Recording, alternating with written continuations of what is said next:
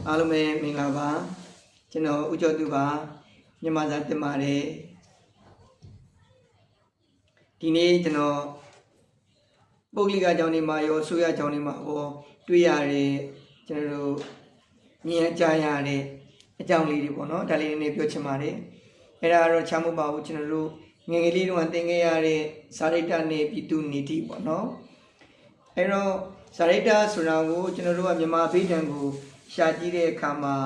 ဘာလို့လဲလို့ဆိုရှင်ကိုချင်းတရားလို့ကျွန်တော်တို့ဆိုပါတယ်အကျင့်လို့ဆိုပါတယ်ဗျအဲ့တော့ကျွန်တော်တို့ကကိုချင်းတရားလို့ဆိုရင်ကျွန်တော်တို့ဘာဥစ္စာသူတို့ဘာပစ္စည်းကိုခိုးတာမျိုးဝတ်တာမျိုးမလုပ်တာကိုကျွန်တော်တို့ကကိုချင်းတရားလို့ပဲများသောအားဖြင့်သိထားကြတယ်ပေါ့နော်ကိုချင်းတရားဆိုတာကကိုမလုပ်တဲ့အရာကိုမလုပ်ခြင်းဟာအဲ့ဒါကိုချင်းတရားပါပဲကိုရှောင်ရမယ့်အရာတွေကိုရှောင်ခြင်းဟာအဲ့ဒါကိုချင်းတရားပါပဲ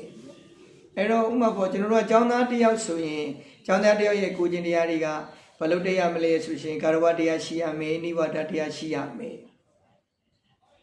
လူကြီးမိဘဆရာသမားတွေရဲ့ပြောတာဆိုတာဆုံးမတာလမ်းညွှန်တာတွေကိုကျောင်းသားကျောင်းသူလူငယ်လေးတွေကနာခံတတ်ရမယ်နောက်တစ်ခုကကျွန်တော်တို့ကဒီဘက်ခေတ်ကျတော့အဲ့ဒါတွေကတဖြည်းဖြည်းနဲ့ဘာလို့လဲဆိုရှင်အားနေလာတာကိုနည်းနည်းတွေ့ရတယ်ကျောင်းသားကျောင်းသူလူငယ်မောင်မယ်လေးတွေကလေးငယ်လေးတွေကအစ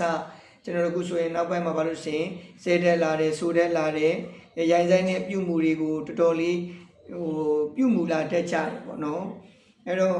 သားသမီးငယ်ကမဆုံးမတော့မိဘတလီရန်သူမြည်ဤဆိုတဲ့စကားလေးရလည်းရှိသေးတော့ကျွန်တော်တို့ကကလေးငယ်လေးတွေကိုငယ်စဉ်ကလေးဘဝတွေကဆုံးမခဲ့မယ်တွင်တင်ခဲ့မယ်ထိန်းချောင်းခဲ့မယ်ပြုပြင်ခဲ့မယ်ဆိုရင်တော့ပြဿနာမရှိဘူးမပြုတ်မပြင်မထိန်းမချောင်းခဲ့ဘူးဆိုရင်တော့နည်းနည်းလေးတော့ပြဿနာဖြစ်လာနိုင်တယ်လို့ဆိုတာလေးကိုအခုမြင်တွေ့နေရကြားနေရတယ်အဲ့တော့ကျောင်းနေမှာလည်းပဲဒီကျောင်းစာတွေကိုထူးချွန်အောင်တက်အောင်ဥမာပေါ့ကျွန်တော်အင်္ဂလိပ်စာတွေဆိုလည်းပဲအင်္ဂလိပ်စာတက်အောင်သင်ချာတွေဆိုသင်ချာတွေတက်အောင်ဆိုပြီးတော့မိဘတွေကဒီစာပေါ့နော်ကြောင်ပြီးကျူရှင်ပြီးကြောင်လွတ်ကြပို့ကြတယ်အဲ့မှာကျွန်တော်တို့ဘာတွေအားနေသွားလဲဆိုတော့မိဘနဲ့သားသမီးနီးစပ်မှုပေါ့နော် close ဖြစ်မှုပေါ့